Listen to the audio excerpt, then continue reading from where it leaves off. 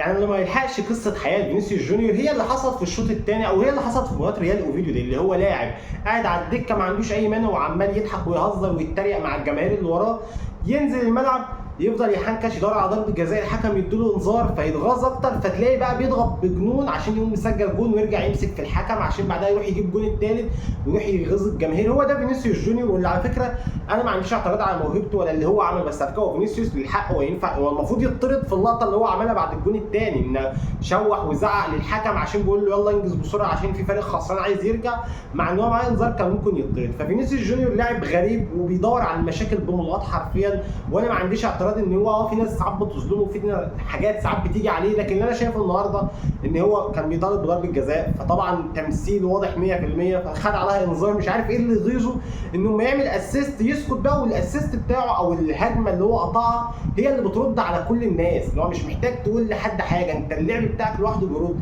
لكن يرجع يتخانق مع الحكم في لقطه انا بقول لك الحكم كان المفروض يديله الانذار الثاني ويطرده. فريال مدريد فينيسيوس لاعب غير طبيعي، لاعب موهبه جباره بس دماغه مسوحاه، زيه زي النهارده واحنا بنشوف رودريجو خارج عمل الليله دي. بس انا عذر رودريجو، يعني رودريجو لاعب اهدى من فينيسيوس بكتير، الراجل متغاظ ان هو عايز يمشي والونسو مش بيعتمد عليه، فلما طلع خلاص فش غله يعني حرفيا ان انا عايز امشي.